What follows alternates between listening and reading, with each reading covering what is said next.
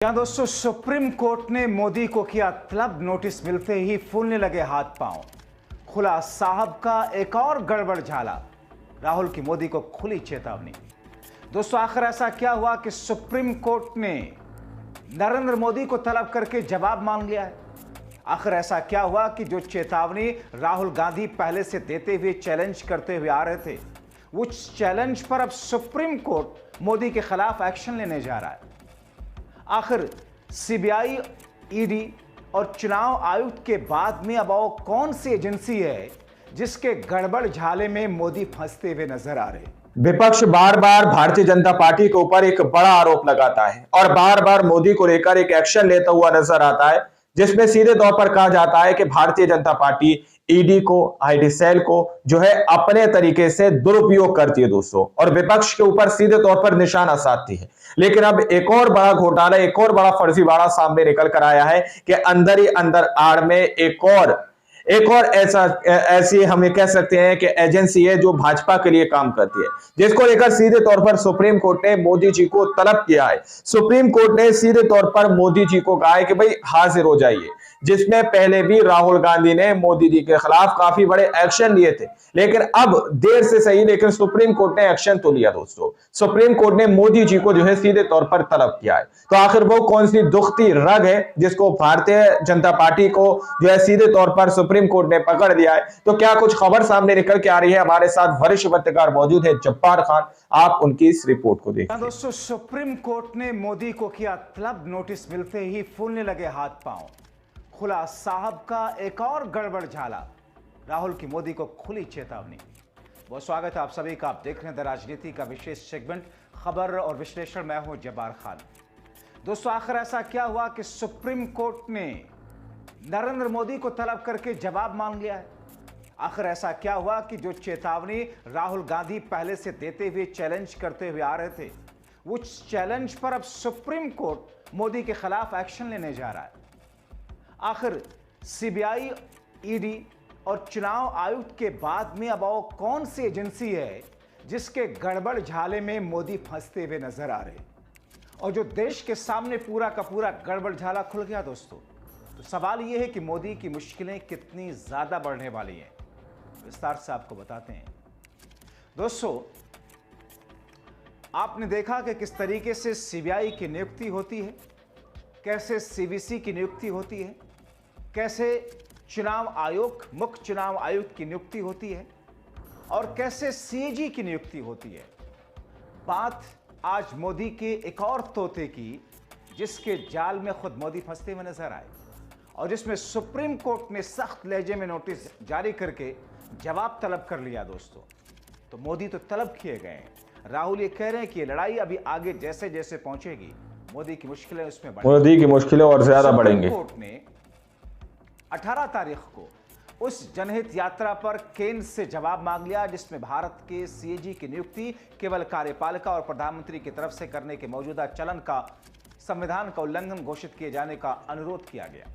Justice Suryakant और justice N Koteshwar Singh की पीठ ने गैर सरकारी संगठन centre for public interest litigation की तरफ से दायर जनहित याचिका पर नोटिस जारी किया। आपको बताएं कि सीएजी केंद्र और राज्य स्तर पर पूरे देश की वित्तीय व्यवस्था प्रणाली को नियंत्रित समीक्षा करता है। दोस्तों, ये ठीक वैसे है जिसे चुनाव आयोग के मुख्य चुनाव आयुक्त और दोनों चुनाव आयुक्तों की नियुक्ति को लेकर सुप्रीम कोर्ट ने एक आदेश जारी किया था, जिसमें प्रधानमंत्री Narendra Modi, leader of opposition यानी कि राहुल गांधी और सुप्रीम कोर्ट के चीफ जस्टिस को पैनल में रखा गया था। मगर हुआ क्या था? मोदी सरकार ने, मोदी और शाह ने उस आदेश को पलट दिया था। उस पैनल से सुप्रीम कोर्ट के चीफ जस्टिस को ही हटा करके मोदी ने अपने एक चहेते मंत्री को उसमें शामिल कर लिया था, जिस पर काफी हंगामा हुआ। मगर मोदी सरकार टस से मस नहीं हुई। अब जब बात सीएजी यानी कि कंट्रोलर ऑडिटर जनरल की नियुक्ति को केंद्र सरकार के तहत से कि शिकंजे से मुक्ति दिलाने की बात की गई है, क्योंकि अगर खुद केंद्र सरकार ही अपने चहेते को उस पद पर लगातार बिठाती रहेगी, तो वो तोता या चहेता जो अपनी आका की जांच या अपने आका की पार्टी वाले राज्य के सरकारों की जांच कैसे करेगा? और हुआ भी वही है। आप देखिए दोस्तों, सीएजी ने जांच की झारखंड की, सीएजी जांच करती है दिल्ली की, सीएजी जांच करती है छत्तीसगढ़ की, सीएजी जांच करती है तमिलनाडु की, सीएजी जांच करती है तेलंगाना की। यानी कि सीएजी जांच करती है हिमाचल की उन जगहों पर जहां पर गैर बीजेपी या गैर एनडीए की सरकार है। सीएजी जांच नहीं करती केंद्र की, सीएजी जांच नहीं करती मोदी के से जुड़े हुए मंत्रालयों की। और सीएजी अगर जांच करती है मोदी और शाह से जुड़े हुए बीजेपी शासित राज्यों की वहां पर, तो फिर देवेंद्र फडणवीस जैसे लोग उसमें बाधा डालने का प्रयास करते हैं, जैसा कि खबरें आई। दोस्तों, आपने देखा आम आदमी पार्टी के खिलाफ, सरकार के खिलाफ सीएजी की रिपोर्ट सदन पर रखी गई। जांच गैर बीजेपी शासित राज्य की होती है और सीएजी कितनी महत्वपूर्ण जांच होती है, उस जांच में शून्य हो तथ्य या 100% हो तथ्य, उससे लेना देना नहीं होता है। उस जांच से सरकार के बने रहने या गिरने का कोई मतलब नहीं होता है, लेकिन वो जांच एक नैरेटिव सेट करती है लोगों के बीच में, उस सरकार की छवि बनाती और बिगाड़ती है। याद कीजिए आप 2013 और 14 के बीच में, जब सीएजी के मुखिया उस वक्त के विनोद राय, और उन्होंने संघ और बीजेपी के प्रभाव में आकर के जो बातें जांच के जरिए जो बातें कही अपनी ही सरकार के खिलाफ, यानी कि कांग्रेस पार्टी के डॉक्टर मनमोहन सिंह की सरकार के खिलाफ, कोलगेट स्कैम यानी कि कोयला घोटाला, 2G स्पेक्ट्रम और ऐसे न जाने कितने घोटालों का जिक्र करके यह कहा गया कि सरकार ने बड़े स्तर पर घोटाला किया है, और उसी घोटाले की जांच के आड़ में लगाए गए आरोपों के बुनियाद पर यूपीए की सरकार पर ऐसा प्रभाव पड़ा, सरकार गिर जाती है। क्योंकि देश के अंदर अन्ना हजारे, अरविंद केजरीवाल संघ और बीजेपी के सहयोग से एक बड़ा आंदोलन शुरू कर देते हैं। लोगों को लगता है कि साहब यूपीए की सरकार तो इतनी भ्रष्ट है, हटा दीजिए इसे। और फिर जब सुप्रीम कोर्ट में उस जांच को लेकर के गहनता से तफ्तीश हुई, क्या मिला उसमें? शून्य। सब फर्जी पाया गया। 2G स्पेक्ट्रम के मामले में कोई तथ्य हासिल नहीं हुआ, सब बरी हो गए। तो क्या यह कहा जाए कि जानबूझ करके उस सीएजी का प्रयोग किया गया संघ और बीजेपी की तरफ से, कोई लालच दे करके? लालच क्या थी दोस्तों? ये है मामला पूरा जुड़ रही है किस तरह से। वही विनोद राय, वही सीएजी के कंट्रोल ऑडिटर जनरल, जो बाद में भारतीय जनता पार्टी की सरकार में डॉक्टर मनमोहन सिंह की सरकार उस वक्त गिरवाने में मदद करके बीजेपी की सरकार में राज्यसभा भेज दी जाती, इनाम मिल जाता है। तो जाहिर तौर पर अब अगर उन्हीं जांचकर्ताओं को, सीएजी के मुखिया को अगर सरकार ही चुनती रहेगी, मोदी ही चुनते रहेंगे, तो मोदी की जांच, उनके मंत्रालय की जांच करने की ना तो औकात होगी उस सीएजी की, ना हिम्मत होगी, ना तो ख्वाब में सोच पाएंगे। यानी कि फिर उसके खिलाफ कोई एक्शन ही क्या ले पाएंगे वो मोदी जी के खिलाफ। जांच कैसे होगी केंद्र सरकार की? और उनके आखाओं के नाम पर राज्य सरकारों के मुखिया भी सीएजी की जांच को रोकने का प्रयास करेंगे। इसी मामले पर सुप्रीम कोर्ट ने मोदी सरकार को नोटिस जारी किया दोस्तों, क्योंकि वहां पर अर्जी लगाएगी। कोर्ट में दायर अपील में शीर्ष अदालत ने इसी मुद्दे पर लंबित मामले के साथ संलग्न कर दिया। एनजीओ की ओर से पेश हुए वकील प्रशांत भूषण ने कहा कि सवाल संस्था की स्वतंत्रता का है। उन्होंने आरोप लगाया कि महाराष्ट्र जैसे राज्यों जहां बीजेपी सत्ता में, सीएजी के ऑडिट को बाधित किया जा रहा है। सुनवाई के दौरान एनजीओ का प्रतिनिधित्व कर रहे वकील प्रशांत भूषण ने पीठ के समक्ष दलीलें दी कि संस्था की स्वतंत्रता का सवाल है। दावा किया उन्होंने कि महाराष्ट्र जैसे राज्यों में सीएजी द्वारा ऑडिट किए रोके जा रहे हैं, जहां बीजेपी की सरकार है। हाल के दिनों में सीएजी ने अपनी स्वतंत्रता खो दी है। पीठ ने उनसे हाल के वर्षों में सीएजी की स्वतंत्रता पर संदेह करने के कारण को रिकॉर्ड पर लाने के लिए कहा। प्रशांत भूषण ने कहा कि सीएजी की रिपोर्ट कम हो रही है, कर्मचारियों की संख्या घट रही है। सर्वोच्च न्यायालय ने सीबीआई निदेशक और मुख्य चुनाव आयुक्त की नियुक्तियों के संबंध में हस्तक्षेप किया था ताकि उन्हें स्वतंत्रता सुनिश्चित किया जा सके।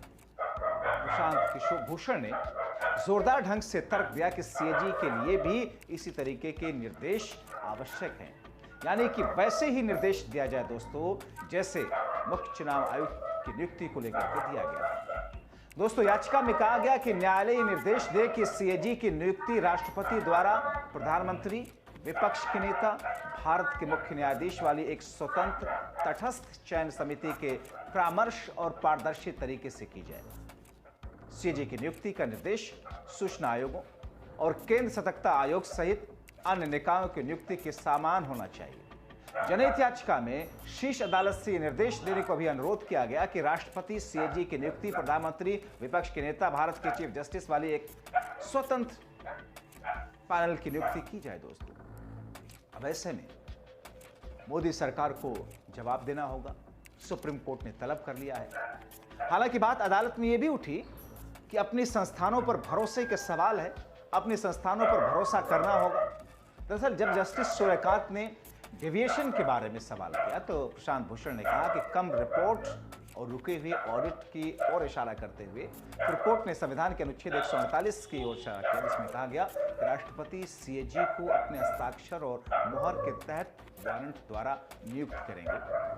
एडवोकेट प्रशांत भूषण ने बताया कि कोर्ट ने सीबीआई प्रमुख की नियुक्ति और मुख्य चुनाव आयुक्त की नियुक्ति के मामले में भी हस्तक्षेप किया था। जस्टिस कांत ने तब कहा कि हमें अपनी संस्थाओं पर भरोसा करना होगा। दोस्तों, इस दरमियान बेंच में शामिल जस्टिस एन कोटेश्वर सिंह ने कहा, कभी कभी हमें स्वतंत्रता के बारे में बहुत बड़ी गलतफहमी होती है। भूषण ने चुनाव आयोग मामले में शीर्ष अदालत के फैसले की ओर इशारा किया, जिसमें कहा गया कि चुनाव निकाय के सदस्यों की नियुक्ति, चुनाव आयुक्तों के सदस्यों की नियुक्ति करने वाले पैनल में प्रधानमंत्री, विपक्ष के नेता, भारत के चीफ जस्टिस शामिल होने चाहिए। अदालत ने तर्क दिया था, पैनल की संरचना को कार्यपालिका पर छोड़ना लोकतंत्र के स्वास्थ्य के लिए हानिकारक है। बाद में दोस्तों, आप लोगों ने इस वीडियो के अंदर साफ तौर पर देखा, वीडियो के अंदर साफ तौर पर बताया गया कि किस तरह से विपक्ष के ऊपर निशाना साधा जाता है।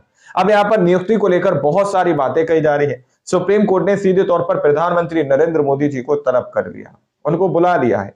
और इससे पहले ही कांग्रेस के राहुल गांधी ने पहले भी इस बात को लेकर काफी बड़े एक्शन लिए, काफी बड़ी बातें कही है। काफी बार उन्होंने कहा भी है कि भाई जिस तरह से अब जो है एजेंसियों का दुरुपयोग जो है किया जा रहा है, ये लीगल नहीं है, असंवैधानिक है। इसको एक विशेष पार्टी के लिए यूज किया जा रहा है और विपक्ष के ऊपर दबाव बनाया जा रहा है। दोस्तों, अब आप लोगों ने इस पूरी रिपोर्ट को देखा, सुना, आप लोग इस रिपोर्ट के बारे में क्या सोचते हैं, क्या समझते हैं, अपनी राय कमेंट सेक्शन में जरूर दीजिएगा। और इसी तरह की सच्ची पक्की खबरें देखने के लिए चैनल को सब्सक्राइब कीजिए, क्योंकि गोदी मीडिया आप लोगों को ऐसी खबरें नहीं दिखाता, हम दिखाते हैं। बेल नोटिफिकेशन को ऑन कीजिए। मिलते हैं अगले वीडियो में, जब तक के लिए जय हिंद, जय भारत।